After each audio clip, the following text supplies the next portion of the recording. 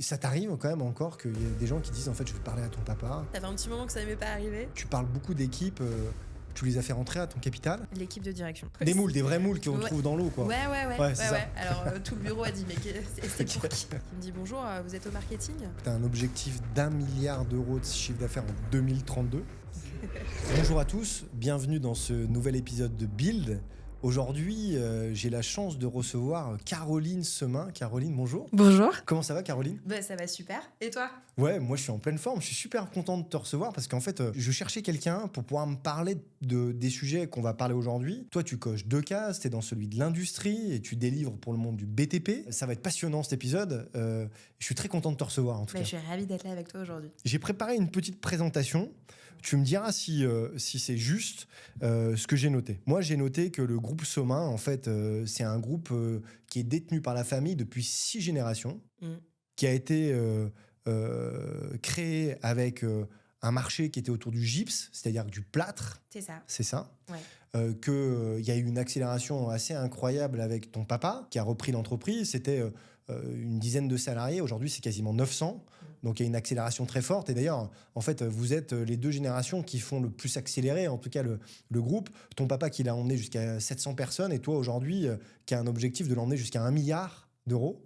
C'est ça. J'ai noté que, aussi, ton métier, c'était d'apporter du matériel au monde du bâtiment, mais aussi ça, des matières premières, c'est-à-dire du plâtre, de la colle, des enduits, aussi des accessoires et nouvellement aussi de l'isolation. Tout à fait. Est-ce que j'ai tout juste ? Ouais, parfait. Super hâte d'échanger sur tous ces sujets avec toi. Caroline, 2 enfants. 2 enfants. 33 ans aujourd'hui. Ouais. Et à la tête d'un groupe de 900 personnes qui fait 40% de son chiffre d'affaires à l'international. Tu me racontes comment tu arrives en fait dans l'entreprise ? Donc, l'aventure de Semin a commencé en 1838. Donc, 6e génération. Mon père est la 5e génération. Moi, je suis la 6e génération. Au départ, mon rêve, c'était de faire de l'hôtellerie-restauration. Donc, rien à voir avec le bâtiment. Je rêvais d'hôtellerie-restauration parce que mon grand-père maternel avait un hôtel-restaurant. Et du coup, j'étais dans les cuisines avec lui toute petite. Et je l'ai toujours vu vivre de sa passion. Et du coup, voilà, j'avais des étoiles dans les yeux. Et mon père m'a dit ok, tu veux faire de l'hôtellerie-restauration, très bien. Mais commence par une école de commerce, ça t'ouvrira un peu plus de portes, quitte à te spécialiser après dans un second temps. Donc j'ai commencé une école de commerce. Je te coupe. À ce moment-là, ouais. Il y a déjà le projet de Semin ou pas du tout ? Non. J'ai grandi avec Semin, c'est-à-dire que j'ai fait beaucoup de stages chez Semin, mon stage de 3e. Pendant les vacances, je bossais chez Semin. J'étais à l'usine petite, donc j'ai grandi dans l'univers. Je parlais énormément de la boîte avec mon père, qui était passionné et donc du coup qui en parlait très souvent les soirs et les week-ends. Mais je savais que il voulait au fond de lui, il aurait bien aimé que je reprenne et qu'il y ait une suite derrière. Mais il m'a jamais mis aucune pression. Il m'a toujours dit tu reviendras si t'en as envie et si je sens que t'en as les compétences et que ça peut le faire. Mais il m'a toujours dit de toute façon si t'en as pas envie tu viendras pas parce que ça le fera pas sur le long terme. Donc j'ai jamais eu de pression pour rejoindre Semin. Ok, très clair. Et donc du coup tu t'attaques par cette école de commerce. C'est ça, je fais 3 mois. Au bout de 3 mois je dis non stop, de toute façon ce que je veux faire c'est de l'hôtellerie-restauration. Donc je me casse. Et il me dit ok, t'es sur Paris, donc t'as un loyer à payer, donc tu vas bosser. Donc je trouve en 24 heures, je me fais mon CV, je vais le déposer dans différents restos. Je trouve un resto sur les Champs-Élysées, un petit restaurant italien qui me dit ok, tu démarres demain. Je démarre.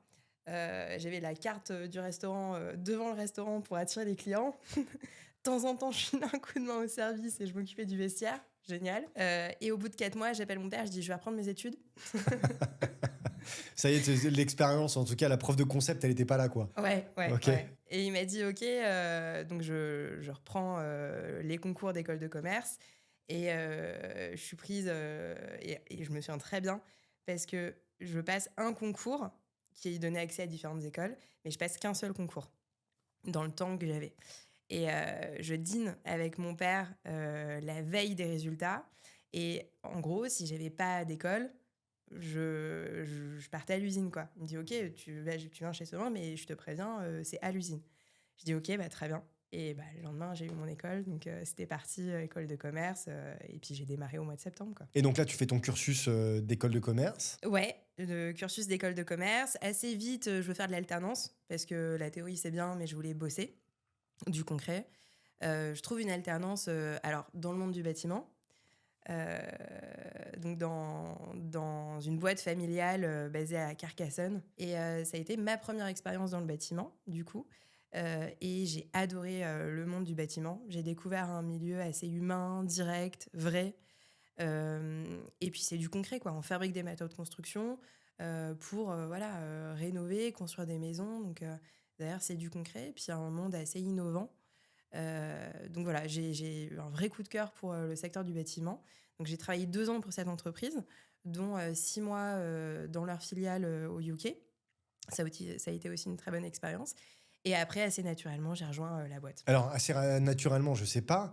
Justement, je voulais creuser ce sujet-là parce que à quel moment ton papa se dit, en fait, je suis président directeur général de Semain et en fait, je vais nommer ma fille qui a 25 ans directrice générale. Qu'est-ce qui fait qu'en fait, il a ce déclic? Vous en parlez? Comment ça se passe en fait? Parce que ça paraît comme ça quand on regarde de l'extérieur, on se dit en fait, soit c'est très très préparé et qu'en fait tu savais que c'était destiné à ça. À 25 ans, je prends la direction générale du groupe. Euh, ou alors, en fait, comment ça s'est passé? Ça s'est passé sur un salon. Donc, j'allais rentrer, j'étais en master 2, donc fin d'école de commerce. Donc, le gros salon du bâtiment, c'était Batimat, que j'ai fait depuis que je suis piotte. Et il y avait, je me souviens très bien, notre directeur commercial et notre chef des ventes Nord. Et je dis, OK, je veux rejoindre la boîte. Il me dit, OK, tu commences sur le terrain. C'est important que tu rencontres les clients, que tu te familiarises avec les produits, avec le marché, etc. Donc, quand tu reprends l'entreprise, qu'est-ce que tu t'es juré de plus jamais faire comme les générations d'avant? Est-ce qu'il y a des choses comme ça où tu t'es dit, en fait, moi, je ferai plus pas ça ou je ferai jamais ça? Pas vraiment. Ce que je supportais pas, c'est qu'on me dise Ah j'ai toujours fait comme ça, donc c'est comme ça qu'il faut faire. Donc ça, c'est une remarque, je ne peux pas entendre. Mais sinon, en dehors de ça, non, pas vraiment. Puis je m'inscrivais vraiment dans la continuité du développement, mais en s'appuyant sur les forces pour vraiment accélérer le développement et aller plus vite, plus loin. Ça me parle beaucoup, la vitesse, on va en reparler tout à l'heure. À l'inverse, en fait, la valeur familiale qui était non négociable et que tu as voulu absolument garder, toi, dans ton management ou dans la direction d'entreprise, c'était quoi? L'esprit de famille. Ça veut dire quoi, l'esprit de famille? L'esprit de famille, c'est vraiment notre ADN. On a une manière de gérer avec mon père. On est quand même assez présent dans l'opérationnel, au niveau des équipes, très présent sur le volet commercial, auprès des clients aussi, qui nous font vivre. On est présent à tous les salons, à tous les séminaires commerciaux, sur le terrain, régulièrement rendez-vous clients. Et ça, c'est hyper important. Et c'est une vraie force que je voulais absolument maintenir et développer encore davantage. Moi, je voulais creuser aussi cette notion aussi d'héritière. Est-ce que c'est quelque chose que tu assumes? Est-ce que c'est quelque chose que tu rejettes? Est-ce que c'est quelque chose qui t'amuse? En fait, quelle vision tu as autour de ça? Au fait, le fait d'avoir hérité d'une entreprise, de responsabilité, mais aussi d'un capital financier qui est important? J'aime pas trop le mot héritière. J'aime bien le mot entrepreneur. Parce que globalement, on parle beaucoup de start-up, de création d'entreprise, mais derrière le mot entrepreneur, il y a aussi la reprise d'entreprise. Alors, c'est pas les mêmes enjeux, c'est pas forcément plus simple ou plus dur, mais c'est pas les mêmes enjeux. Et derrière, héritière, c'est en gros, j'ai hérité, mais derrière, il n'y a pas l'action, il n'y a pas derrière l'engagement et toute la responsabilité aussi que ça implique. Donc, je me vois pas comme une héritière, je me vois plus comme une entrepreneur et qui a la chance de faire perdurer une entreprise familiale et une histoire familiale. Ouais, je comprends. Et du coup, en fait, cette transmission, il y a une forme de responsabilité. Est-ce qu'il y a un moment où tu as été obligé de prouver ta légitimité en disant, en fait, moi, je suis légitime à être là? Est-ce qu'il y a eu des moments, en fait, dans ton parcours, depuis que tu as pris la direction générale, où tu as été obligé de prouver ça? Ouais, il y en a eu, il y en a encore aujourd'hui. Ça fait partie du parcours. Je travaille au quotidien encore avec mon père, qui prend de plus en plus de recul, mais qui est encore très présent. Et ce qui est super, parce que ça se passe très bien entre nous, on s'entend très bien, et je pense que c'est une vraie valeur ajoutée pour la boîte et pour les équipes. Maintenant, voilà, j'ai besoin aussi, sur certains sujets, de m'affirmer et, euh, et de taper des fois du poing sur la table et de dire, bah non, c'est comme ça parce que je pense que c'est ce qu'il y a de mieux pour la boîte et on avance dans ce sens. Et Et tu as voilà. un exemple concret là-dessus où tu as été obligé de taper du poing sur la table pour dire, en fait, et d'ailleurs, c'était ma question d'après, pour dire, en fait, OK, cette fois-ci, c'est moi la patronne pour de vrai. Je suis pas la fille de Monsieur Semin, je suis Caroline Semin, je suis la patronne de Semin. Ouais, on a restructuré un petit peu la gouvernance du groupe il y a un peu plus de 3 ans aujourd'hui. C'était suite au programme Accélérateur ETI avec la On en parlait BPI. tout à l'heure, ouais. Et on avait eu deux programmes, enfin deux projets. Le premier, c'était construire un projet d'entreprise avec l'équipe pour se dire ben voilà où on est aujourd'hui et où on veut être à 5 ans.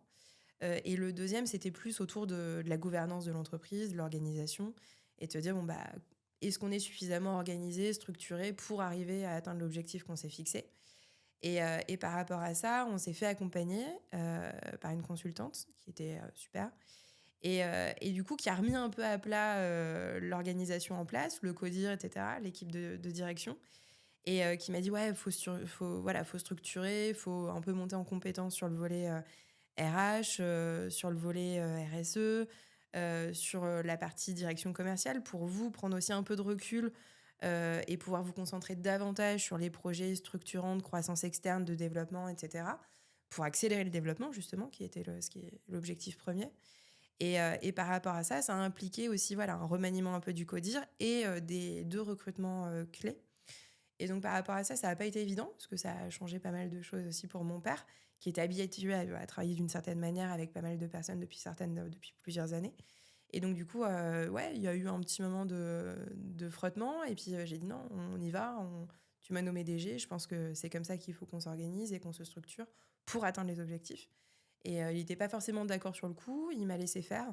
Et après coup, il m'a dit ouais, t'avais raison. Je pense que c'est ce qu'il fallait faire. Et heureusement qu'on l'a fait. Et donc en famille, quand vous vous retrouvez le dimanche pour les déjeuners familiaux, en fait, vous parlez que de Semin et que de l'entreprise. Vous arrivez à faire la frontière? Comment ça se passe? Ouais, on arrive, on arrive. Alors c'est pas forcément évident. Ok. Souvent il y a des déviances. Et heureusement des fois j'ai ma soeur qui dit ouais stop là, stop, arrêtez de parler boulot. On est en famille. Mais ouais, souvent ça dévie régulièrement. Et toi, t'es maman de 2 enfants, là, assez récemment? Ouais, j'ai eu 2 enfants en 2 ans. 2 enfants en 2 ans, donc bravo, parce que ça doit être, en plus du job du quotidien, ça doit être un véritable challenge.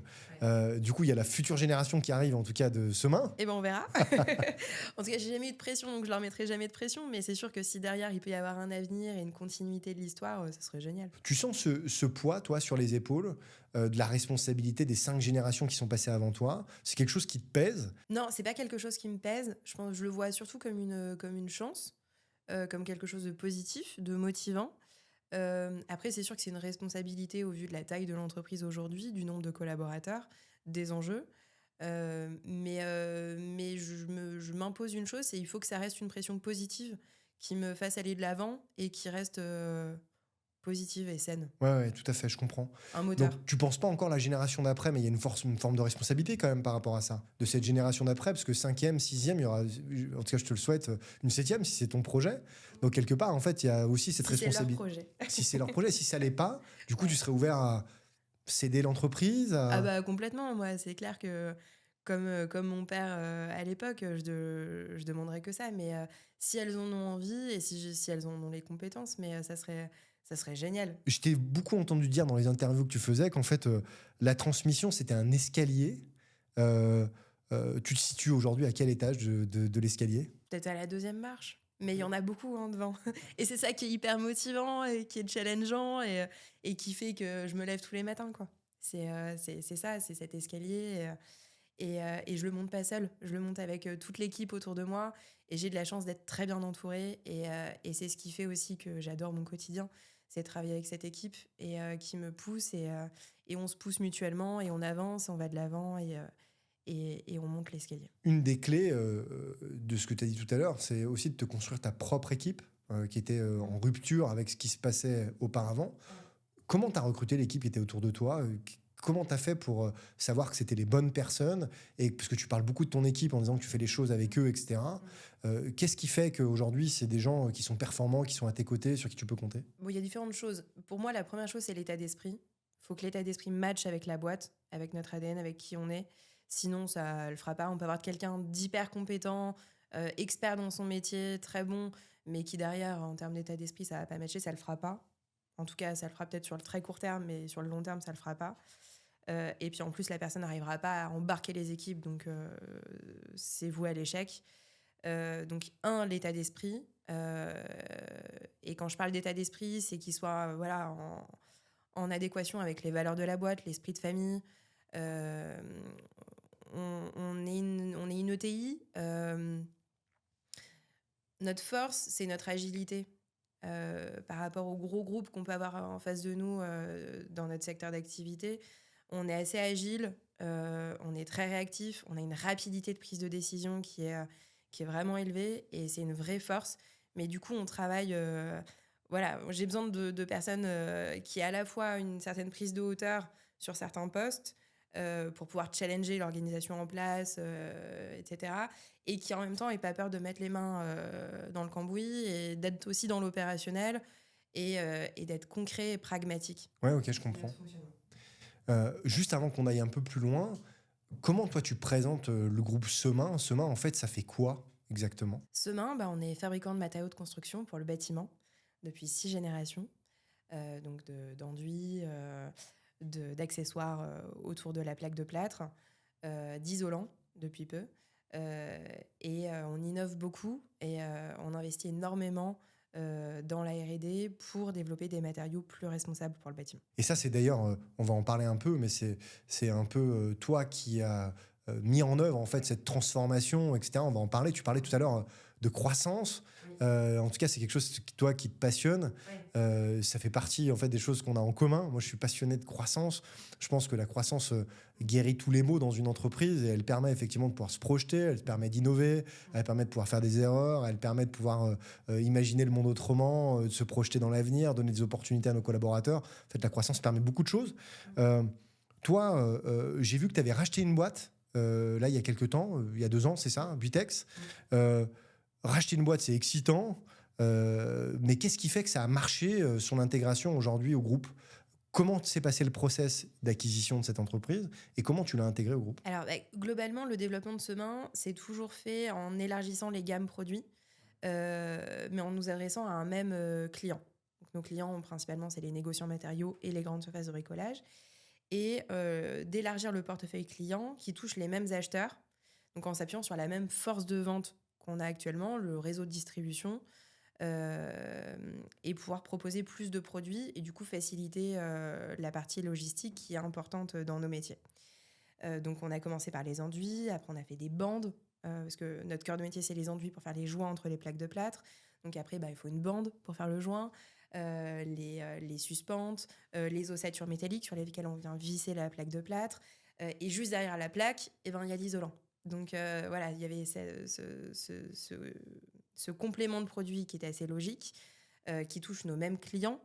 Et par contre, on ne voulait pas rentrer dans l'isolation face aux acteurs principaux qui fabriquent des isolants en laine minérale, qui est le gros du marché. On voulait rentrer sur ce marché via un axe différenciant à valeur ajoutée et d'avenir, donc avec des isolants biosourcés ou éco-sourcés. Et donc, on a fait le tour de France des fabricants d'isolants éco-sourcés. Et on est tombé sur Buitex, dans le centre de la France. Et j'ai rencontré Jean-Pierre Buisson, donc le fondateur, dirigeant de Buitex. Alors déjà, ça a été un vrai coup de cœur humain, professionnel. Et à côté de ça, au départ, on l'a approché pour qu'il fabrique un produit pour nous.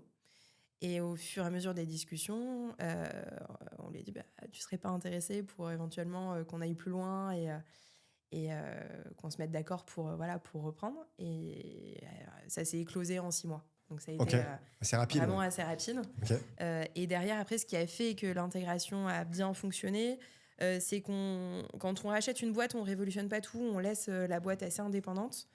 L'objectif, c'est assez rapidement de faire un SWOT pour identifier les forces, les faiblesses, travailler sur forcément les faiblesses pour essayer de mettre rapidement des quick wins en place pour améliorer. Et en même temps, s'appuyer sur les forces et rapporter aussi le plus que Semain peut apporter grâce au réseau de distribution, à la force de vente, à la notoriété de la marque chez nos clients. Cette opération de croissance externe, elle s'est faite à 100%, c'est-à-dire que tu as racheté 100% des parts de Buitex, Oui. c'est ça? Quels sont les risques que tu avais identifiés pour l'intégration au moment où tu as racheté Buitex? Qu'est-ce que tu as fait du dirigeant? J'ai compris la méthode, effectivement, pour créer de la survaleur, hein, c'est ça, pour qu'elle s'intègre correctement. Mais comment ça s'est passé avec le dirigeant, avec le staff en place, etc.? Tu as passé du temps, tu t'es installé là-bas, comment ça s'est passé? Non, alors moi, j'ai vraiment géré à distance. Par contre, le dirigeant qui nous a vendu l'entreprise s'est engagé à nous accompagner au minimum 2 ans pour vraiment assurer la transition. Et au final, c'est lui aujourd'hui qui dirige la boîte et que j'ai quasiment tout le temps au téléphone et qui connaît la boîte par cœur, c'est son bébé et qui nous accompagne pour accélérer le développement, quoi. Et ça, Caroline, ça marche pour de vrai, en fait, des dirigeants qui accompagnent alors qu'ils ont vendu? La preuve que oui. Et on s'éclate ensemble justement dans ce développement, dans cette croissance. Et il adore ce qu'il fait. Pour moi, c'est un nouveau métier parce que l'isolation... ma première expérience dans le bâtiment était dans l'isolation. Donc après, j'ai apporté l'isolation chez Semain, ce qui est assez drôle. Mais l'isolation, d'un point de vue industriel, c'était vraiment un tout nouveau métier pour nous. Donc j'apprends énormément à ses côtés. Et puis j'adore travailler avec lui, quoi. C'est vraiment un vrai kiff de travailler avec lui. Je crois que l'opération, je l'ai fait en 2023. Ouais. Ça veut dire qu'on arrive en 2025. Tu m'as parlé de 2 ans d'accompagnement. Qu'est-ce qui se passe après? Pour l'instant, là, il dirige la boîte. Il nous aide à pérenniser et à accélérer le développement. Et il s'éclate tellement que il a re-signé pour continuer. Donc Ok. pour l'instant, voilà. Ok. Donc il y a pas de transmission. Vous n'avez pas cherché un nouveau dirigeant, etc. Non. J'ai Ok. commencé à chercher. Ok. Je trouvais pas parce qu'en fait je cherchais quelqu'un comme lui, mais je ne pouvais pas trouver quelqu'un comme lui, et au final je l'ai appelé et je dis écoute, voilà, on a un profil qui est vraiment beau, qui est intéressant, qui peut le faire, mais en soi ça me fait chier d'arrêter de bosser avec toi. Il m'a dit moi aussi, j'adore la boîte, j'adore ce que je fais, j'adore bosser avec toi. Je dis ok, on continue. Il dit on continue. Et donc tu parlais tout à l'heure, hein, que Semain, c'était une culture forte. Moi j'ai entendu des mots comme culture familiale, etc., d'innovation. Tu as parlé de ça. Ouais. Quand on fait de la croissance externe, en fait, on intègre des entreprises qui ont des cultures qui sont différentes. Oui. Comment ça s'est passé justement dans ce rapprochement de culture entre ces deux entreprises? Est-ce que par chance ils avaient la même culture que toi, ou est-ce que c'est ça qui fait que ça a marché? Ouais, je pense que ça aide énormément. C'est une boîte familiale, 3 générations, avec très peu de turnover et des valeurs similaires aux nôtres. Donc forcément, ça aide énormément à l'intégration. Et en plus, quand on a une continuité avec le dirigeant qui reste dans la boîte, qui accompagne, ça aide beaucoup. Et qu'est-ce qui fait que, en fait, tu vois, tu parlais de 3 générations. Qu'est-ce qui fait qu'il t'ait vendu à toi, en fait, sa boîte? Parce que c'est comme si quelqu'un venait te voir en disant, en fait, on voudrait rajouter, nous, dans notre scope, des enduits, des accessoires, etc., autour du plâtre, tu vois. Qu'est-ce qui fait qu'il s'est dit, en fait, il faut que je rejoigne le groupe Semain? Je pense que déjà, il y a eu vraiment un bon fit entre mon père, moi et lui. Ça, c'est la première chose. Je pense qu'il nous a fait confiance dans le fait qu'on soit une entreprise familiale avec des valeurs communes. Et il a cru au projet aussi de Semain avec le développement d'une gamme, la force aussi qu'on pouvait amener dans le développement de Buitex. Et le fait, et le projet derrière qu'on avait dans le sens où l'objectif, c'était pas de tout révolutionner et de tout mettre couleur Semain, mais c'était vraiment de conserver le savoir-faire, l'expertise, la force de Buitex, même en termes de service, etc. Et de s'appuyer là-dessus pour aller plus loin, quoi. Donc il y a eu déjà, je pense, la rencontre humaine, le projet, et puis après, derrière... Mais en vrai, Caroline, qu'est-ce qu'il y gagne, lui? Est-ce que c'est le chèque? Est-ce que c'est le montant du chèque? Ce que je comprends, hein, ce que tu dis très justement, qu'il y a le projet, tu vois. Déjà, pourquoi il ne l'a pas fait tout seul? on peut se poser la question de pourquoi lui, en fait, il n'a pas accéléré son développement tout seul, pourquoi il n'a pas transmis. Qu'est-ce qui a fait la différence à un moment? Est-ce que c'est le montant du chèque? Le projet, moi j'y crois, je pense que les gens te rejoignent aussi pour le projet, mais ça suffit pas quand tu es un dirigeant fondateur d'une entreprise familiale, troisième génération. C'est un truc à un moment qui doit faire la différence pour se dire, je passe à l'étape d'après et je vends ma boîte, quoi. Je pense qu'il y a le chèque, mais il y a pas, enfin, c'est pas le plus important parce que c'était son bébé, sa boîte. Donc le chèque, c'est une chose. Ok, il y a l'aspect financier. Mais c'est surtout le fait de dire, ok, bah, c'est mon bébé, mais je vais le donner à quelqu'un en qui bah, j'ai confiance. Et je pense que voilà, ils vont emmener ce bébé plus loin, ils vont le faire grandir. Et, et voilà, il y a ce côté confiance, rassurant pour les équipes aussi. Et à côté de ça, je pense c'est quelqu'un de très bon sur le volet industriel, produit, innovation, mais pas plus que ça le commerce. Et donc, du coup, on était assez complémentaires là-dessus. C'est-à-dire que je pense qu'il n'avait pas forcément envie d'investir dans une force de vente, etc., pour vraiment accélérer le développement, ce que nous, on avait déjà. Et c'est en ça qu'on était vraiment complémentaires et qu'il s'est dit, bon, ok. Et puis, en plus, il adore voler. Et il s'est dit, bah, Ok. Et comment on fait pour se lancer à l'international? Moi, j'aimerais bien que tu m'expliques ça. Comment on fait pour effectivement transformer sa boîte en une boîte qui est au départ régionale, qui correspond à des carrières de gypse, hein, c'est ça, hein, le ouais. sujet, c'est Oui. un gisement. Ouais. Voilà. Et comment on fait pour la transformer en une boîte qui devient internationale? Bah, mon père a fait 2 ans de médecine, qu'il a loupé. La première année, il n'a pas bossé, la deuxième année, un peu, mais ça n'a pas suffi. Et après, mon grand-père lui a dit, bah, si tu veux, tu fais une petite école de commerce et puis tu reprends l'entreprise familiale. Il dit, ok, je fais ça. Et sur les bancs de l'école, il a rencontré un copain, qui est le directeur commercial groupe actuel, qui vendait des baraques le week-end. Et il lui a dit, bah, écoute, si ça te dit, j'ai besoin, on a l'outil industriel, on a une bonne formule, un bon produit, mais on n'a pas de clients. Est-ce que le challenge te tente? Il a dit, ouais, ok. Il a rejoint la boîte 1 an avant mon père, parce qu'il n'a pas eu le service militaire. Et en fait, c'est à deux qu'ils ont vraiment développé l'entreprise. Mais avant tout, pour aller chercher des clients. Donc, ils partaient avec des sacs d'enduit dans le coffre. Ils faisaient le tour sur une région. Quand il y avait suffisamment de clients sur une région, ils embauchaient un commercial. Ils ont fait ça partout en France et assez rapidement en Europe. Mon directeur commercial, j'étais encore avec lui la semaine dernière là, au UK. Il me disait, moi, le premier pays que j'ai testé, c'était la Pologne. Ton grand-père me disait, mais non, tu te concentres sur la France, il y a déjà suffisamment de quoi faire en France avant de partir à l'international. Et du coup, il est parti le week-end en bagnole avec sa femme, des sacs d'enduit dans le coffre. Et il s'est dit, de toute façon, il faut que je rentre avec une commande, parce que si je rentre pas avec une commande, c'est plié, je resterai en France. Et ça a marché, il est rentré avec une commande. Et ça a été le premier pas à l'export pour Semin. Et aujourd'hui, la Pologne, c'est un peu plus de 7 millions d'euros de chiffre d'affaires. Une usine qui vient de sortir de terre là, il y a 4 mois, d'enduit. Il y a un gros marché globalement dans pas mal de pays de l'Est. Pologne, pays avoisinants, dont l'Ukraine, où on bosse beaucoup. Et on n'a pas arrêté de bosser d'ailleurs. C'est très intéressant ce que tu dis sur le développement international.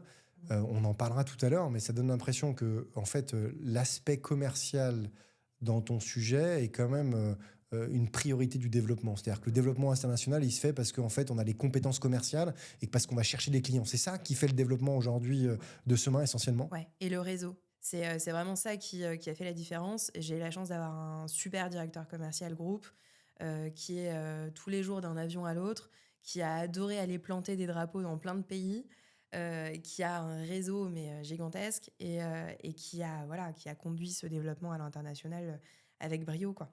Et qui continue de le faire avec son fils d'ailleurs. C'est incroyable, c'est une histoire encore familiale. Ouais, c'est assez dingue. L'international, c'est une opportunité en fait de marché. Ouais. Moi, de mon point de vue, on me pose beaucoup la question parce que ma stratégie à venir, c'est effectivement c'est de développer le marché international. Peut-être pas pour aller chercher de nouveaux clients, mais aussi pour dérisquer le marché français. Ouais.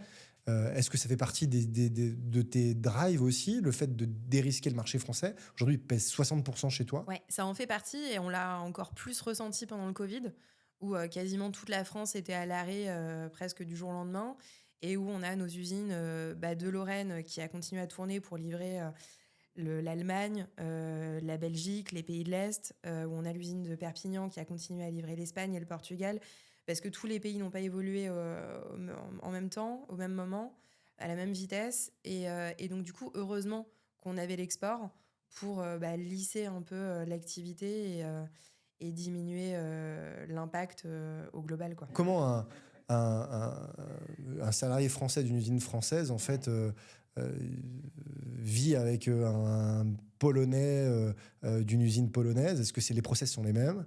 Est-ce que, en fait, vous fabriquez la même chose? Est-ce que tu vas fabriquer en Pologne? Je mets les pieds dans le plat volontairement parce que c'est moins cher aujourd'hui de fabriquer en Pologne qu'en France. Alors, l'usine en Pologne, aujourd'hui, tout ce qu'on vendait dans les pays de l'Est était fabriqué en Lorraine et envoyé en Pologne. Globalement, déjà en termes d'impact transport, que ce soit en termes d'économie ou en termes de CO2, il y a un impact important, le fait de pouvoir fabriquer en local sur place. Donc ça, c'est la première chose pour pouvoir être plus performant en local et accélérer le développement. Parce qu'aujourd'hui, tout ce qu'on vendait dans les pays de l'Est, c'était que de l'haut de gamme au niveau des enduits. On ne pouvait pas se placer sur du moyenne ou de l'entrée de gamme, de par les coûts de transport principalement. Donc là, le fait de pouvoir être en local, sur place, forcément, ça va nous permettre de pouvoir élargir les gammes produits et accélérer notre développement et notre service aussi, notre réactivité. On fabrique aussi en Algérie, par exemple, à Barcelone. Mais c'est vrai que globalement, ce qui est hyper intéressant aussi, c'est qu'on a plein d'univers industriels différents. Entre une usine d'enduit en poudre, où c'est des gros silos, des mélangeurs, du conditionnement, une usine d'enduit en pâte, où c'est encore un univers assez différent, une usine de fabrication de bandes où il y a des énormes bobines de papier, et où voilà, on travaille le papier sur toute une ligne avec du ponçage, des trous, de l'enroulage, du conditionnement, de l'isolant, où voilà, on a un travail avec un vrai savoir-faire sur l'effilochage entre un jean qui va arriver, ta veste, différentes matières, un mix, l'effilochage pour vraiment faire un fil hyper régulier pour derrière fabriquer un isolant, avec des fours qui sont aussi assez impressionnants. Mais attention, on chauffe à 180 degrés, hein, donc pas plus que ton gâteau dans ta cuisine, par rapport à des laines minérales où on va chauffer jusqu'à 1200 degrés, donc avec un impact derrière CO2 vraiment important. Enfin bref, et l'ossature aussi, où on a voilà, des bobines. J'ai des camions qui arrivent de 22 tonnes avec une bobine à l'intérieur qu'on va venir refendre, où là vraiment on arrive dans un entrepôt, on est vraiment dans l'industrie lourde. Donc c'est ça qui est hyper intéressant aussi, c'est tous ces univers industriels très différents et ces expertises métiers très diverses qu'on a souvent appris sur le tas, soit en créant une usine, soit en rachetant des boîtes. Mais c'est ça qui est hyper motivant aussi. Et tu parlais de tes équipes, c'est-à-dire comment remontent en fait les informations directement au groupe en haut? Parce que je comprends ce que tu dis, c'est-à-dire qu'effectivement, il y a tes équipes qui s'occupent de tes positions internationales et de tes différentes usines. Mais c'est difficile en fait de garder le lien quand on est loin, en fait, physiquement, tu vois, des usines. Je comprends ce que tu as dit, c'est-à-dire que toi, aujourd'hui, ton job, c'est d'aller chercher des nouveaux clients. Tu as un outil industriel qui fonctionne, j'ai l'impression, de manière assez efficace. Malgré tout, comment on fait pour s'assurer qu'effectivement, on soit dans la bonne dynamique? On voit qu'il y a beaucoup de transformations dans le monde du BTP, dans les matériaux qu'on utilise, sauf que, en fait, entre ce que veut le consommateur et le mouvement que doivent faire les industries dans leur façon de processer leurs matériaux, la façon dont ils produisent, etc. La mécanique n'est pas la même et le temps n'est pas le même. Comment tu fais ça? Globalement, on le ressent encore plus sur l'isolation, où on est vraiment sur une niche aujourd'hui, hein. Les isolants biosourcés, c'est 11% du marché de l'isolation. Donc c'est vraiment un marché de niche. Notre ambition sur l'isolation, c'est de passer justement de ce marché de niche à un marché de masse, et en particulier avec les isolants en textile recyclé. Aujourd'hui, on met 800 000 tonnes de vêtements sur le marché en France. Sur ces 800 000 tonnes, il y en a que un peu plus de 200 000 qui sont collectés et triés. Donc déjà, il y a une marge de progression énorme sur le fait de trier pour pouvoir recycler justement ces vêtements. Et sur ces 200 000 tonnes qui sont collectées et triées dans les centres de tri en France, il faut savoir qu'il y a 93% de ces vêtements qui partent à l'export. Donc en Pakistan, Inde, Afrique, etc. Et qui terminent en grande partie dans des décharges à ciel ouvert ou sur des plages, donc avec des conséquences dramatiques sur le plan sociétal et environnemental. Donc il y a un vrai enjeu là-dessus. Le gisement est énorme, qu'il y a du volume. Aujourd'hui, on a le savoir-faire pour récupérer justement ces vêtements usagés qui sont trop abîmés pour partir en seconde main, pour les recycler et les transformer en isolant pour habiller les maisons. Donc derrière, voilà, c'est notre objectif, c'est derrière de passer de ce marché de niche à un marché de masse par le volume. Ok, donc toi, tu as des véritables enjeux de volume aujourd'hui dans ce que tu fais pour arriver à transformer et puis aussi pour faire en sorte qu'en fait, le coût pour le consommateur, il soit au même prix, ou en tout cas Ou très proche de ce qui se fait actuellement. Ouais. Je comprends. C'est ça qui va faire qu'on va. Il y a des arriver à opérations à passer. l'international que tu as loupées, qui ont été difficiles, qui ont été compliquées? Ouais, bah oui. Dans les projets qu'on a, là, on vient de racheter une boîte en Angleterre. Et on se disait avec mon père, et encore là, il y a 2 semaines, une autre boîte en France. Et on se dit, putain, ça fait plaisir parce que ça faisait 2 gros projets sur lesquels on travaillait qui ne se sont pas faits. Soit pas de notre fait, soit de notre fait. Mais sur lesquels on a travaillé pendant plusieurs mois avec les équipes. Des projets assez structurants qui nous ont pris du temps, de l'énergie et qui n'ont pas abouti. Et là, quand on a des projets qui se concrétisent et où c'est bon, ça y est, c'est fait, on va pouvoir avancer, mettre plein de choses en place, ça fait plaisir. Et c'est quoi ces projets qui aboutissent pas? Pourquoi ils n'ont pas abouti? Pour différentes raisons. C'est des projets de croissance externe, des projets industriels? Non, croissance externe principalement, pour différentes raisons. C'est quoi les raisons? C'était des questions d'argent? C'est des questions qu'est-ce qui fait que ça n'a pas marché? Pourquoi tu n'as pas réussi à... Moi, je dis ça souvent. Qu'est-ce qui fait que tu n'as pas réussi à mettre le but à la fin? Sur un des projets, c'est pas de notre fait. C'est le partenaire en face. Donc, c'est un projet de partenariat sur moyen long terme, sur une activité bien spécifique, pour justement pouvoir associer nos forces et transmettre progressivement l'activité. Ça s'est pas fait parce que le partenaire en face, assez rapidement, du jour au lendemain, nous ont dit non, en fait, c'est pas la priorité du groupe, on stoppe les discussions, on arrête là. Et le deuxième projet, là, c'est notre fait. C'était une grosse croissance externe, assez structurante dans nos métiers, à laquelle je croyais énormément. On s'est mis d'accord assez rapidement sur une valo très élevée. On s'est un peu emballé. Et derrière, en échangeant avec les financiers et en analysant le dossier de manière un peu plus précise, on s'est rendu compte que la valo était trop élevée et que c'était trop risqué pour l'entreprise. Mais le gap était tel qu'il n'y avait plus de négociation possible et du coup, ça s'est terminé. Ouais, c'est souvent le sujet du biais d'ancrage. En fait, il y a un vrai sujet autour de ça. Quand on parle du prix trop rapidement dans un deal, moi j'ai eu plein d'expériences par rapport à ça. En fait, une fois qu'on fait des due diligence, si en fait on se rapproche de la cible du prix, il n'y a pas de sujet. Mais si effectivement pendant les due deals, on se rend compte qu'effectivement il y a des points qui vont être compliqués, c'est souvent un point de blocage, le sujet du prix, parce qu'on a un ancrage qui est trop élevé et on n'arrive pas à faire, quoi. Et d'ailleurs, c'est des discussions qui sont difficiles, parce que c'est des engagements qu'on a pris, nous, en tant qu'acquéreurs, et que c'est difficile à entendre pour le cédant, en se disant, en fait, on lui a mis dans la tête le fait que sa boîte, elle valait ça et qu'on allait payer ça. Et au final, en fait, c'est pas ce qu'on peut faire techniquement. C'est difficile de dire. C'est très difficile. Et encore plus avec les interlocuteurs dirigeants avec qui on échangeait en direct et qui étaient aussi impliqués dans le projet. Et ça a été très compliqué. Moi, ça m'est arrivé plusieurs fois, ce sujet-là, après des due deals, en fait, de se rendre compte qu'en fait, on n'était pas du tout à des valeurs qui avaient été estimées, au départ. C'est-à-dire qu'on fait ce qu'on appelle une LOI, c'est une lettre d'intention, pour que tout le monde comprenne bien. C'est comme quand on achète un appartement, en fait, on fait une proposition de prix, et ensuite, après, on a tout un travail où on va faire les diagnostics, un peu comme dans l'immobilier. Et donc, au moment où on fait ces diagnostics, des fois, en fait, il apparaît des éléments qui vont venir décoter le prix. C'est toujours une période, c'est toujours un moment qui est difficile, en tout cas quand on échange avec les dirigeants autour de ça et qu'il y a un sujet. En tout cas, moi j'essaye aujourd'hui maintenant de dire qu'en fait le prix, on essaie de le construire ensemble. C'est souvent la bonne méthode et de ne pas le faire tout de suite. C'est-à-dire on met quelque chose d'hypothétique parce qu'il faut le mettre, mais globalement en fait ça va pouvoir bouger en fonction.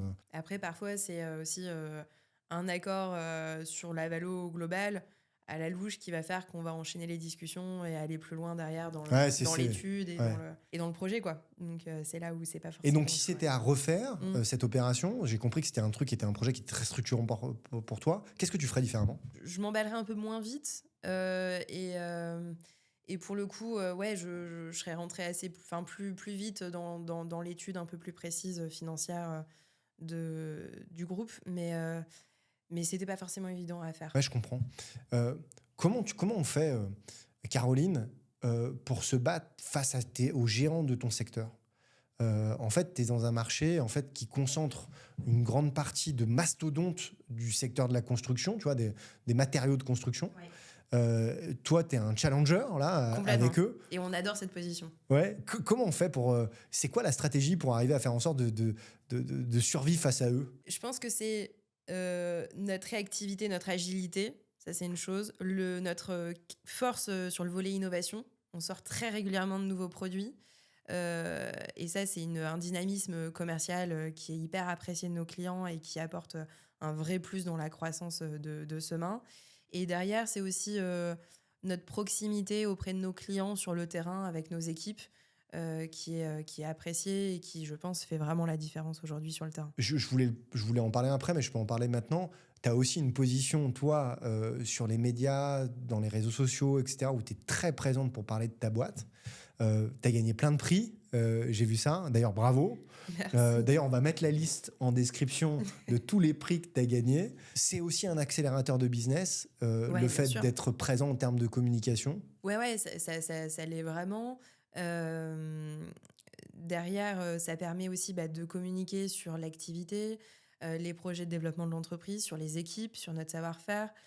Donc oui, c'est un vrai levier de business aujourd'hui. Levier de business qui coûte pas cher, parce que c'est toi qui t'y investis. Alors, ça coûte du temps, hein, ça coûte de l'énergie, etc. Je suis bien passé Ouais, pour en faut le parler. savoir, Tu ce que vois. j'allais dire.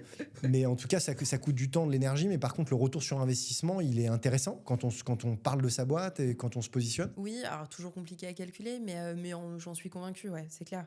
Et il y a énormément de clients que je vais voir qui me disent: Ah, j'ai vu ton dernier post la semaine dernière, l'usine en Pologne, ou ton nouvel isolant. Et du coup, là, on se dit: Ouais, ok, génial, ça marche, ça vaut le coup, c'est efficace, quoi. C'est utile. Top. Je voulais parler, effectivement, tu m'as parlé beaucoup d'innovation. Je voudrais que, en fait, on creuse ce sujet-là parce que je pense que les entreprises qui se projettent vers l'avenir sont obligées d'innover.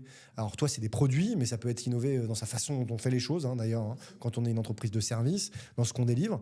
Déjà, en fait, quand on passe d'une entreprise qui faisait une centaine de salariés, même je crois que c'était une vingtaine hein, quand ton papa a repris l'entreprise, toi, tu es arrivé, c'était 700 salariés, aujourd'hui, c'est 900. Euh, Qu'est-ce qu'on perd en fait quand on a autant de personnes dans son entreprise? Il y a des choses qu'on perd forcément. C'est quoi qu'on perd? Je sais pas si on perd. En tout cas, on fait tout pour pas perdre. Ouais, ok. On fait le maximum, en tout cas, pour garder vraiment notre ADN d'entreprise familiale, euh, avec voilà, les valeurs qu'on porte, qui nous sont chères, et qu'on essaye voilà, de faire vivre au quotidien dans la boîte. Je pense pas qu'on ait perdu. Je pense qu'on a gagné. Pourquoi je te pose cette question-là? Parce que en vrai, moi je le vois, j'étais une toute petite TPE. Aujourd'hui, on est devenu un groupe avec quasiment 600 salariés. Je m'interroge en fait, parce qu'il y a des choses qu'on a perdues. Aujourd'hui, on a plus de process. Oui. Donc on a perdu plein de choses autour de ces sujets de process-là. C'est-à-dire que avant les individus, en fait, l'entreprise, elle progressait beaucoup avec des individualités qui étaient très fortes. Ça continue, hein, c'est toujours le cas. Mais aujourd'hui, les process ont pris le pas quand même un petit peu sur les individualités, sur les compétences individuelles. Et d'ailleurs, on cherche des gens qui sont prêts en fait à appliquer des process et à les faire progresser, plus que de faire des choses par eux-mêmes, tu vois. Donc moi, je trouve on a perdu ça.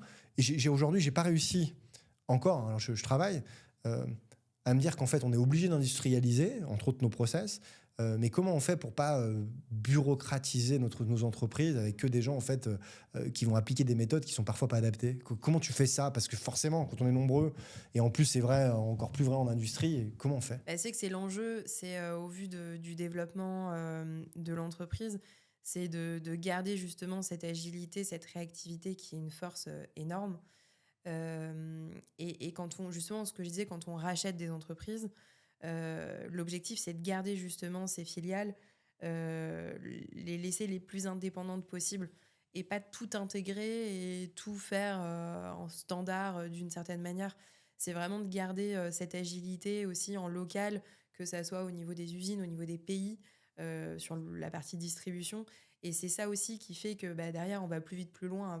L'objectif, c'est pas forcément tout harmoniser.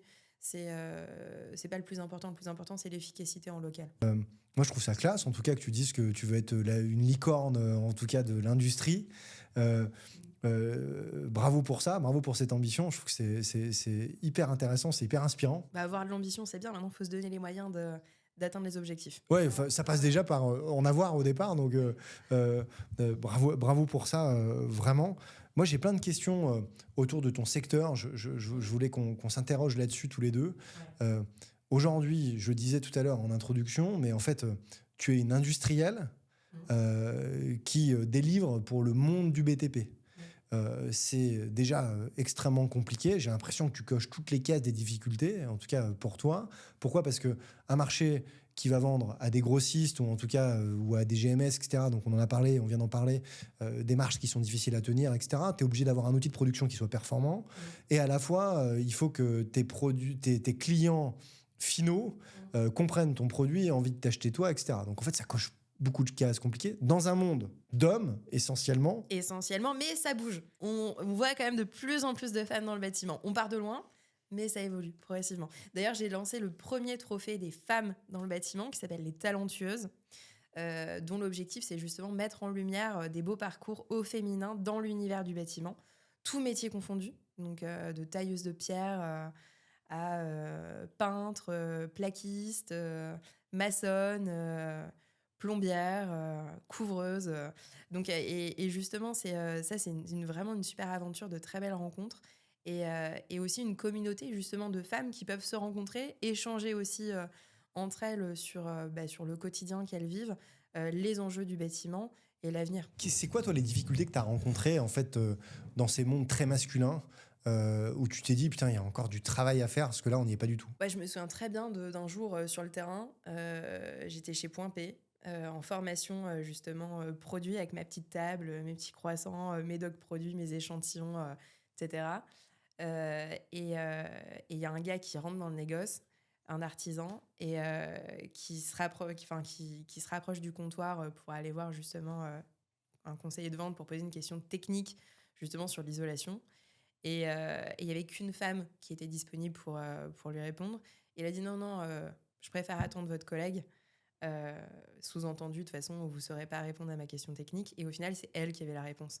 Mais comme quoi, on part de loin, et en tant que femme dans le bâtiment, on se doit de prouver plus au départ, et en particulier sur l'aspect technique, qu'on est crédible autant qu'un homme, et qu'on sait très bien bosser autant qu'un homme sans sujet, quoi. Pourquoi il y a pas en tout cas, quelle est ton analyse? Moi, j'ai la mienne sur le sujet, mais c'est quoi ton analyse? Pourquoi il y a si peu de femmes dans l'industrie déjà?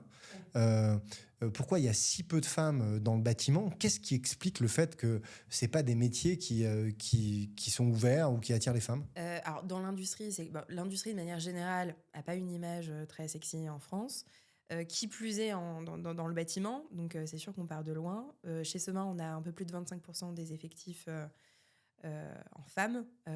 Donc la marge de progression est significative, bien qu'on a énormément progressé en quelques années. On est passé d'un scoring homme-femme de 84 à un scoring à 93 l'année dernière, donc une belle progression. Et encore, on a beaucoup à faire, et en particulier dans les usines, où on a trop peu de femmes encore aujourd'hui. Mais c'est pas des métiers qui attirent, et je pense que beaucoup de femmes se disent en fait je peux pas, c'est pas des métiers, enfin j'aurais pas la possibilité d'avoir ma place et d'avoir un impact, alors que pas du tout.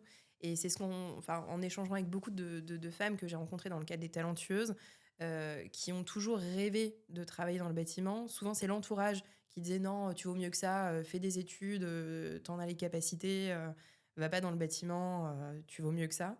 Et au final, qui ont fait 4 ans, 5 ans, 6 ans d'études, pour à la fin démarrer un boulot dans lequel elles se plaisaient pas et qui les faisait pas vibrer au quotidien, et qui au final ont tout arrêté pour se lancer à leur compte en tant que peintre, couvreuse, maçonne. Et ça montre bien une réalité aujourd'hui, de l'image que peut avoir les métiers du bâtiment pour le grand public, quoi. Moi, je trouve qu'on n'y arrive pas en vrai, hein. Tu vois, c'est un discours que je porte toujours, c'est-à-dire que c'est extrêmement difficile de faire venir des femmes à nos métiers, au métier du bâtiment en vrai. Alors pour plein de raisons, on n'y arrive pas. On n'y arrive pas parce que on les accueille mal sur les chantiers. Il n'y a pas de vestiaires, de toilettes, de matériel, de vêtements qui soient adaptés pour elles. Ouais. Donc quand tu es mal accueilli quelque part, globalement, tu n'as pas trop envie d'y aller. J'ai développé un pantalon pour les peintres spécifiquement, fabriqué en France et adapté spécifiquement. Et toi, en tant que femme, en tant que dirigeante, c'est quoi les difficultés que tu as rencontrées, en fait, que rencontrerait pas un homme? Franchement, je pense que c'est pas plus difficile pour moi en tant que femme dirigeante qu'un homme. Je serais un homme, je pense pas que j'aurais moins de difficultés que ce que j'ai aujourd'hui. Femme ou homme, je pense que derrière, c'est pas ça qui fait la différence. C'est l'humain avec un grand H. Donc, t'es pris au sérieux de la même manière, ce que tu dis, dans ton métier, dans le quotidien, que tu sois un homme et une femme. Ouais. Ok. Ouais. Et par contre, en tant que femme et assez jeune dans un univers assez masculin, je pense que c'est plus un atout et un élément assez différenciant qui marque. Donc pour moi, c'est plus un avantage. Je voulais venir sur un sujet, sur ton capital. Je sais que tu as fait rentrer des investisseurs assez récemment dans ton capital.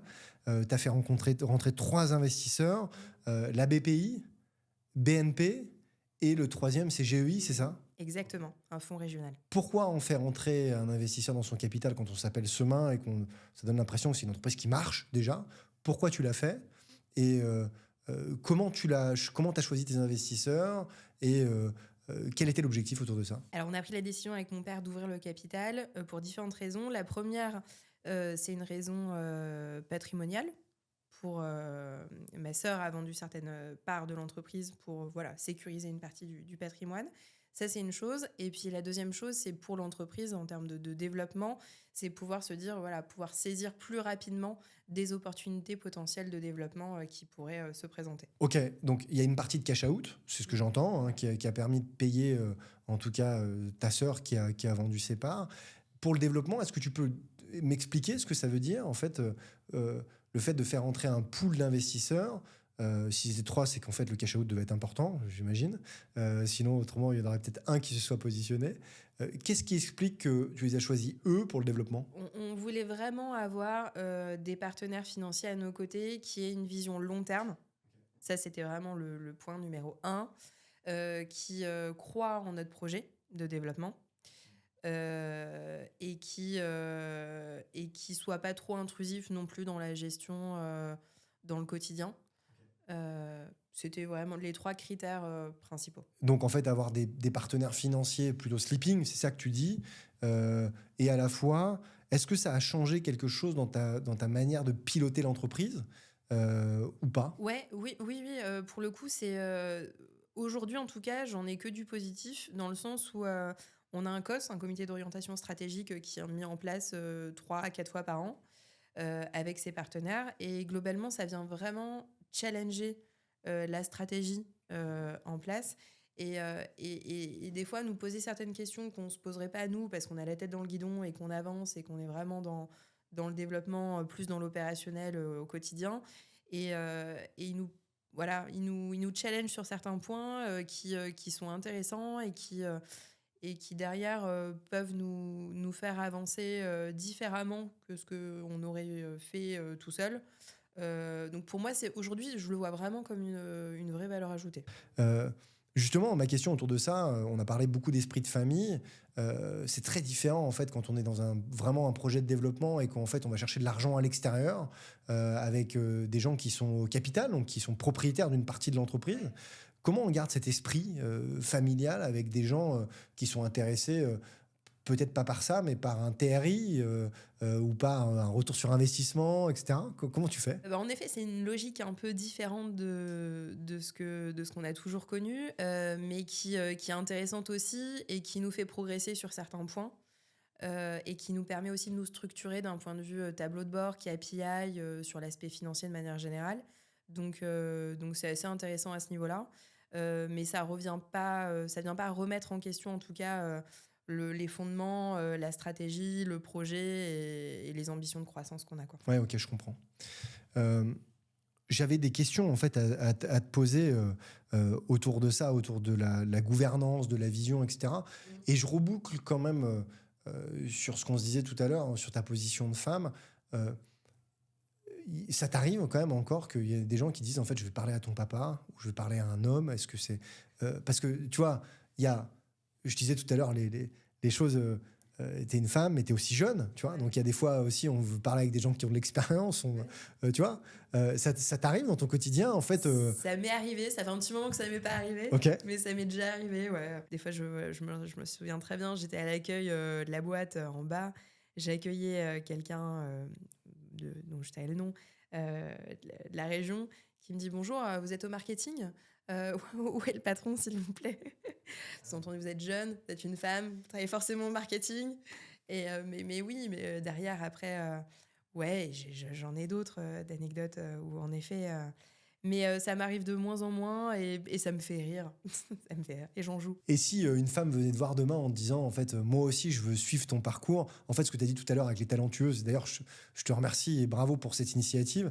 Je pense qu'on a besoin de rôle modèle, en fait. Je pense que c'est très Oui. important, en fait, qu'on ait Pour besoin. inspirer, donner envie, susciter Exactement. des vocations. Tout à fait. Tu dirais quoi à une femme qui viendrait te voir en disant, moi aussi, je veux être dirigeante d'entreprise, etc. Tu lui donnerais quoi comme conseil? De faire ce qu'elle aime, parce que je pense que c'est vraiment la clé numéro 1. De se donner les moyens, de travailler, de faire confiance et de rester positif et optimiste. Et de savoir bien s'entourer. Sur cette logique de gouvernance, etc., tu disais tout à l'heure que tu as un objectif d'1 milliard d'euros de chiffre d'affaires en 2032. C'est un cap de raison ou c'est un cap de cœur, de projet, d'ambition? Les deux. Ok. Pourquoi? Les deux. Il faut se donner un objectif et un cap pour avancer. Ça, c'est clair. On a beau avoir un projet d'entreprise, si derrière, il n'y a pas de chiffres et qu'il n'y a pas un minimum de concret, c'est du vent et c'est pas efficace et ça ne sert pas à grand-chose.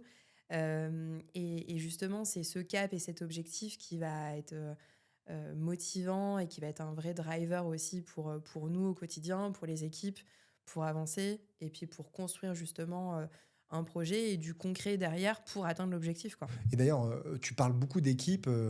Tu les as fait rentrer à ton capital, quelques managers. L'équipe de direction. L'équipe de direction. Tout à fait.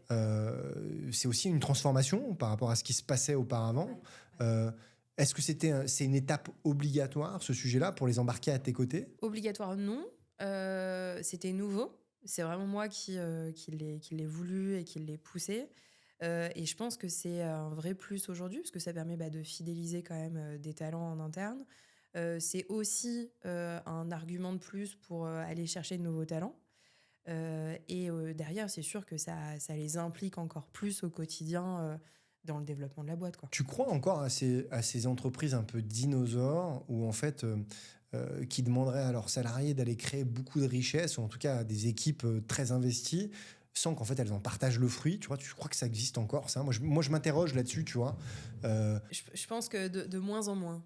De moins en moins. Ça existe, mais je pense que plus ça va, plus justement cette notion de partage, de la création de valeur est importante et facteur de succès et de réussite. J'en suis convaincue. Partage effectivement de la valeur ajoutée qu'on crée dans l'entreprise, mais aussi partage des valeurs. Et tu en parlais tout à l'heure, en fait, toi, tu as un axe très important sur l'innovation, mais aussi en fait sur les sujets RSE. Comment on transforme une entreprise en entreprise, je sais qu'il y a une volonté d'entreprise à mission, une entreprise vertueuse. Comment on fait ça? Moi, c'est un truc j'ai l'impression que c'est parfois difficilement compatible avec une entreprise capitalistique. J'ai reçu ici à ta place des gens qui étaient le patron de Scope, etc. J'ai reçu des gens aussi qui étaient très capitalistes, etc. J'ai l'impression que ces deux mondes, ils sont difficilement réconciliables. Moi, je me retrouve un peu dans les deux d'ailleurs. Voilà. Comment on fait pour être une entreprise avec des ambitions? On va chercher le milliard et à la fois, en fait, on essaye d'être bonne pour la planète, bonne pour ses salariés, etc. Comment on fait ça? Je pense que je suis convaincue que les deux sont intimement liés.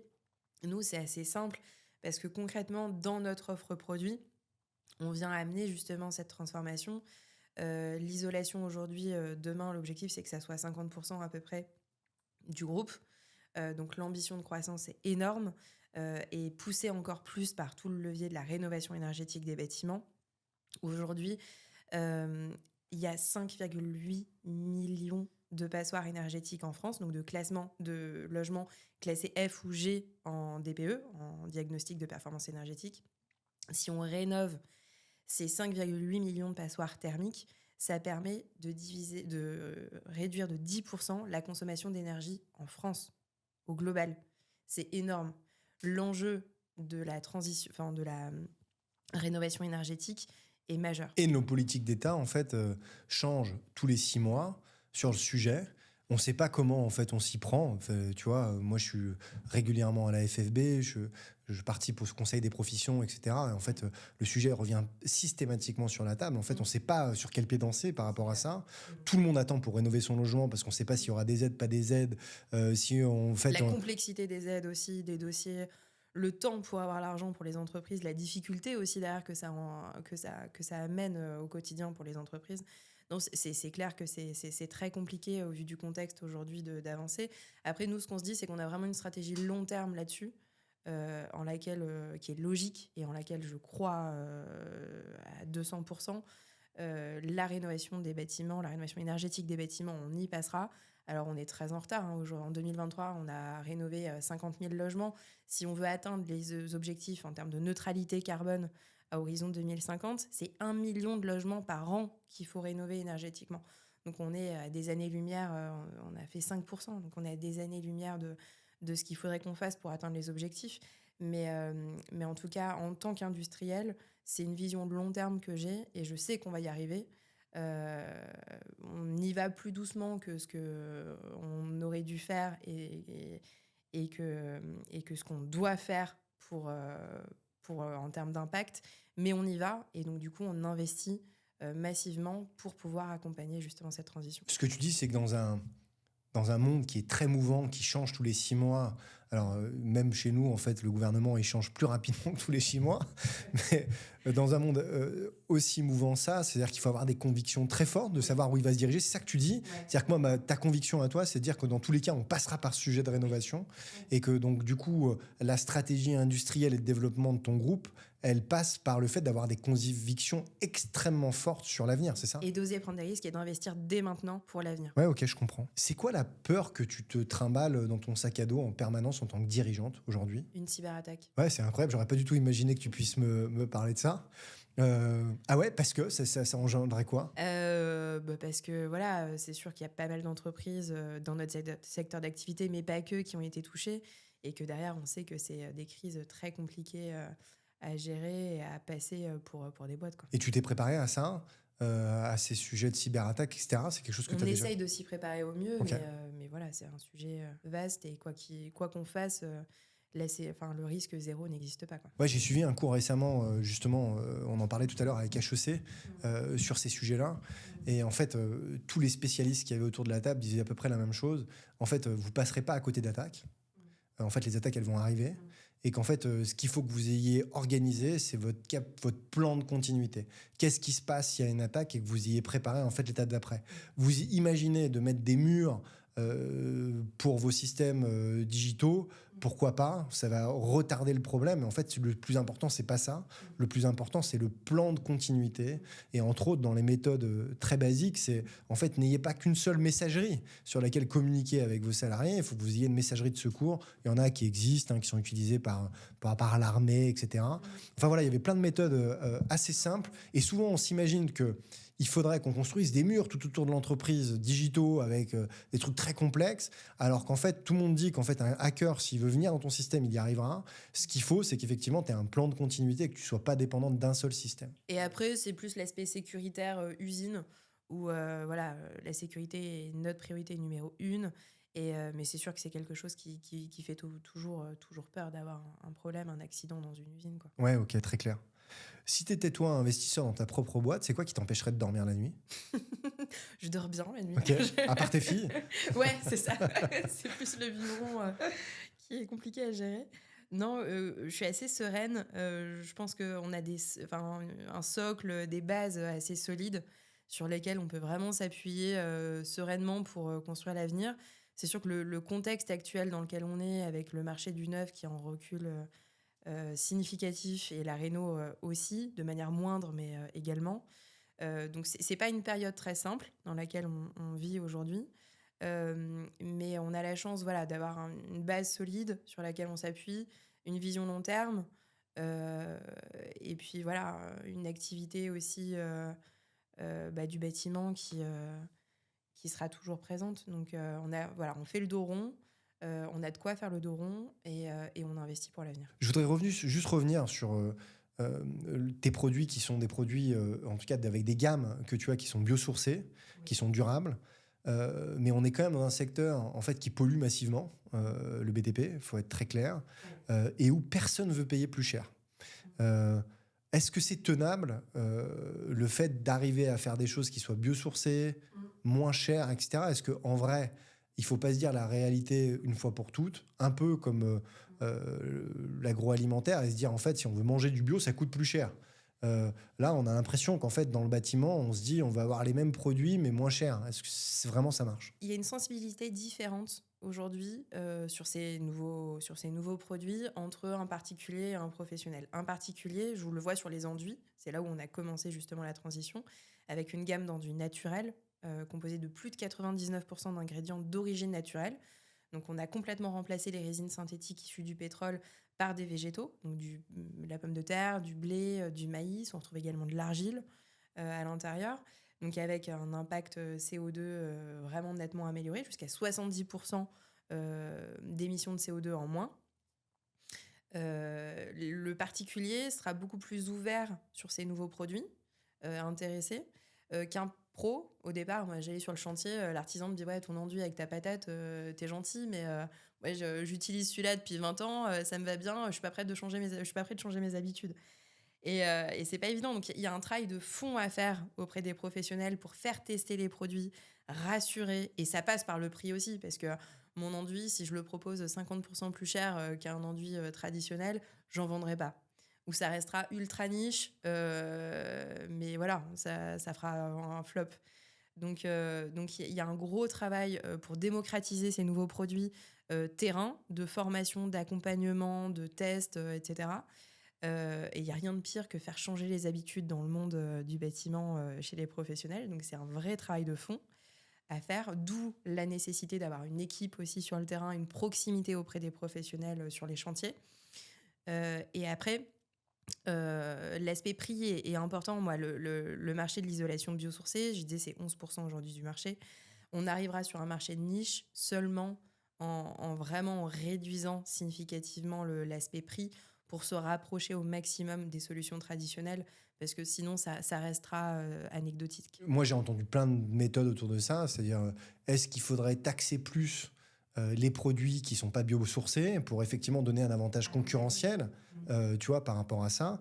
Moi, ma question aussi, elle était Ça est-ce que permettrait vraiment ouais, d'accompagner la transition, parce qu'il y a un souci d'échelle, c'est-à-dire qu'on y arrivera, j'en suis convaincue, avec les volumes, mais pour arriver aux volumes qui nous permettent justement d'atteindre ces prix, le coup de main est nécessaire. ouais. Donc toi, tu serais pour une taxation, en tout cas des produits qui sont pas du tout verts pour la planète et pas vertueux, quoi. Oui, ou un accompagnement en coup de pouce pour justement pousser davantage ces produits avec une vraie certification sur les produits. Je veux dire, pour éviter aussi tout le volet, on en parlait justement Ouais, ensemble tout à l'heure de greenwashing, ouais, tout à fait. Ouais. avec vraiment des preuves à l'appui comme quoi voilà, l'impact, que ça soit CO2, mais pas que.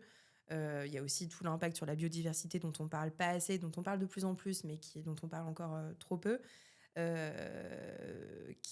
Voilà, que le produit soit réellement impactant d'un point de vue concret, chiffré, certifié, quoi. Et tu sais, on parlait de greenwashing, mais en fait, il y a tellement de mots, on a l'impression qu'aujourd'hui, ils sont un peu galvaudés, tu vois. On parle de biosourcé. On a l'impression qu'en fait, quand on fait un salon professionnel, en fait, on voit marqué biosourcé de partout, tu vois. Et qu'en fait, c'est des mots de salon, quoi. Et que c'est pas des mots, en fait, qui existent dans la réalité. Parce qu'un artisan sur le terrain, je dis pas qu'il est pas intéressé par le fait que ce soit biosourcé.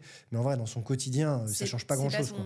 Tu C'est vois. pas ce qu'ils recherchent en premier lieu. C'est Et clair. pourquoi on n'arrive pas à les convaincre? Qu'est-ce qui fait qu'on n'arrive pas à convaincre à tout le monde que en fait, c'est mieux d'utiliser des produits qui respectent la planète plutôt qu'ils ne les respectent pas? Pour moi, en tout cas sur la partie isolation, la stratégie auprès des professionnels, c'est davantage de communiquer sur un confort de pose à l'application, sur un gain de temps apporté en termes de pause sur les chantiers, Et derrière aussi, bien évidemment, sur l'aspect CO2, économie d'énergie, etc. Mais l'argument un premier, ça va être surtout la partie avantage en termes de pause et de gain en termes de main-d'œuvre sur le chantier. Pause pour améliorer la productivité et donc pour en fait compenser le prix du produit quelque part. Ouais, C'est ça, la hein, tu veux dire? productivité, Ouais, tout ok. à fait, et le confort. Ouais, parce que en fait, moi j'ai déjà entendu ça. Alors je dirais pas que dans mes équipes, mais c'est vrai aussi en vrai, hein. Xavier, t'es bien sympa là, tes produits d'écolo, mais en fait nous on a l'habitude de travailler avec ça, c'est plus facile à mettre en œuvre, c'est plus rapide, on connaît les temps de séchage, on connaît comment ça On a marche, etc. l'habitude. On a l'habitude, ce que tu disais tout à l'heure, etc. Et c'est difficile de le faire changer en fait. Ouais. Même nos équipes, tu vois, qui prennent des habitudes autour des produits qu'ils ont l'habitude de mettre en œuvre, c'est extrêmement compliqué, quoi.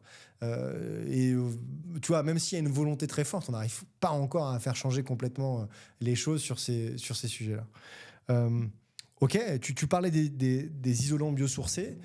Quelque part, c'est aussi pour toi un changement de fournisseur et un changement important de paradigme parce que ce que tu mets dans tes produits habituellement, tu les connais bien.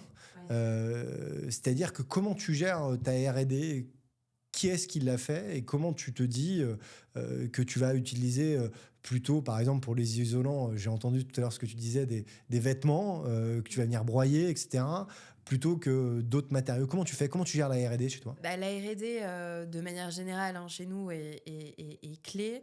En isolation encore plus, pour justement garder cette longueur d'avance en tant que précurseur et leader sur le volet des isolants biosourcés en France.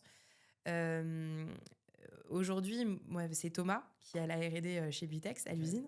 Et il adore tester. Alors, j'adore aller dans son labo parce qu'il y a plein de nouveaux produits dans tous les sens, de nouvelles matières, de nouvelles fibres, que ce soit des fibres végétales avec du lin, des sacs de jute qu'on vient recycler, du chanvre. Après, il y a tout le volet textile qu'on retrouve un petit peu dans chacun de nos produits, qui est vraiment le fil conducteur. Et derrière, on recycle aussi des bouteilles de plastique. Enfin, on étudie énormément de nouvelles matières à recycler. Il s'est fait livrer des moules il n'y a pas longtemps pour essayer de Des moules, des vrais moules qu'on Ouais. trouve dans l'eau, quoi. Ouais, c'est ça. Alors, tout le bureau a dit, mais c'est pour qui le paquet? Ça puait dans tous les bureaux. Ok. Et donc, c'est pour moi. Ok. Et en fait, parce que voilà, derrière, il y a aussi une partie qu'on peut réutiliser, revaloriser, recycler. Pareil avec les bananes. Enfin, voilà. Avec les coquilles d'œufs. Avec les coquilles d'œufs, exactement. Et d'ailleurs, on fait un big up à Justine de Ouais. Circuleg, Oui. que j'ai accompagnée en tant que coach là, pour la BFM Academy, et qui fait un travail extraordinaire, effectivement, pour remplacer des matériaux dans les... Du carbonate de calcium. Exactement. Ouais. Qui est un matériel qui est indispensable à la composition des peintures, par exemple, Ouais. mais aussi Et des enduits, etc. Ouais, Mm. tout à fait. Ouais. Donc, il y a des solutions qui existent autour de ça. Il y a des solutions qui Ok. existent. Et heureusement que justement qu'il y a des entreprises comme celle de Justine qui permet justement à nous, en tant qu'industriels, d'avoir des alternatives de matières premières qui nous permettent derrière de formuler et de développer des produits encore plus responsables. Toi, t'y crois, sincèrement? Ouais. Tu dis pas que c'est une tendance de marché? Non, non, j'y crois sincèrement. Et encore plus quand il y a derrière... pour moi, il y a la partie économique et la partie sustainability vont de pair. Et c'est viable sur le long terme que si ça va de pair. Et il faut trouver justement la bonne adéquation pour que derrière, ça paye. Alors, c'est souvent par les volumes dans nos métiers.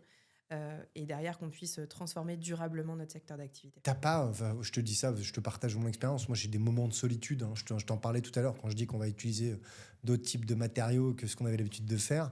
Je me sens un peu tout seul. Parfois, je me dis, putain, mais en fait, vas-y, laisse tomber. Tu vois, j'ai pas envie de baisser les bras, je les baisserai pas, tu vois. Mais des fois, je me dis, en fait, je suis tout seul dans mon délire en imaginant qu'en fait, on va pouvoir trouver des alternatives. Ça t'arrive pas, toi? Non, et j'y crois encore plus par rapport à, justement, sur le volet innovation. Ok, on développe des produits éco-responsables, mais des produits de qualité. Et c'est ça aussi qui fait que ça peut marcher sur le long terme. C'est que derrière, sur les enduits, par exemple, j'ai des pros qui sont passés justement sur cet enduit naturel parce qu'en termes de qualité, on arrive à avoir un produit de meilleure qualité qu'un produit traditionnel à un prix équivalent. Et là, bingo, c'est sûr, ça marche. Et on monte en volume. Sur la partie isolation, aujourd'hui, on parle d'isolants éco-responsables, donc avec un bilan carbone nettement moindre qu'un isolant traditionnel type laine de verre. Mais au-delà de ça, c'est un produit qui est excellent, et pour le confort hiver, et pour le confort été, qui sera de plus en plus important dans les années à venir.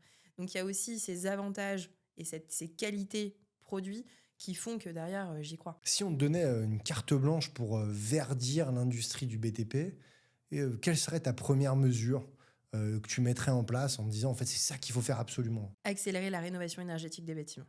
Pour moi, c'est clé. Aujourd'hui, les bâtiments, c'est 27% des émissions de CO2, c'est 45% de la consommation d'énergie en France. C'est énorme, c'est colossal. Si on rénove ces 5,8 millions de passoires thermiques dont je parlais tout à l'heure, derrière, ça fait réduire de 10% la consommation énergétique globale française.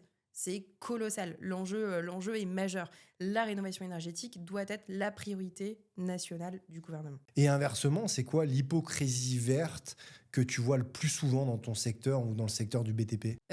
Du greenwashing, ce que tu disais sur les salons, on voit des produits dans tous les sens, biosourcés, impact CO2, empreinte carbone, enfin, voilà. Mais derrière, ça se structure dans le sens où aujourd'hui, nos clients nous demandent de plus en plus de FDES, de fiches de données justement sur l'ensemble du cycle de vie du produit, qui certifient justement un total changement climatique et d'autres indicateurs aussi au-delà purement carbone. Et justement, ça permet d'éviter ce greenwashing et de pouvoir comparer concrètement les différentes alternatives qui peuvent exister aujourd'hui sur le marché et de parler concret sur les avantages concrets d'un produit nouvelle technologie par rapport à ce qui peut exister de manière traditionnelle. En tout cas, on voit que tu as un drive qui est hyper fort sur ces sujets. Que c'est quelque part, en fait, tu es parti avec ton bâton de pèlerin pour aller de partout prêcher la bonne parole. Je trouve ça hyper intéressant, hyper inspirant. Merci pour ça, Caroline. Avec plaisir. On te suit sur les réseaux sociaux, sur LinkedIn. Moi aussi, je te suis. Ok. Sur tous les réseaux. Donc de partout, on peut te suivre sur les réseaux sociaux, mais pas que sur LinkedIn. Je sais que tu as aussi une page de Semain sur Instagram. Sur YouTube aussi, vous faites des vidéos. J'ai vu passer quelques vidéos sur YouTube. Et sur LinkedIn, Facebook, on est présent sur les différents réseaux sociaux. Et on va accélérer sur TikTok très prochainement. Ok, le message est passé. J'ai l'habitude de poser toujours la dernière question en fait, à mes invités. Quelle est la compétence absolument qu'il faut avoir en tant que dirigeant d'une entreprise pour transformer sa boîte, pour continuer à construire, pour continuer à se développer? C'est quoi en fait le super pouvoir qu'il faut développer, Caroline? Je dirais savoir bien s'entourer. Ok, super. Merci beaucoup, Caroline. Merci à toi. C'était un plaisir. Merci beaucoup. Merci à tous d'avoir suivi ce nouvel épisode de Build. Moi, j'ai pris beaucoup de plaisir à écouter Caroline et à lui poser des questions. C'était passionnant. On a remarqué quelque chose avec mon équipe, c'est qu'en fait, vous n'êtes pas assez nombreux à vous être abonnés à la chaîne. Alors, je vais vous demander un service. Abonnez-vous à la chaîne, mettez un like. On a beaucoup de visibilité, ça c'est super, mais par contre, pas assez de personnes abonnées. Donc, abonnez-vous et partagez la page au moins à 2 personnes à qui ça pourrait intéresser. Merci à tous, à très vite sur Build.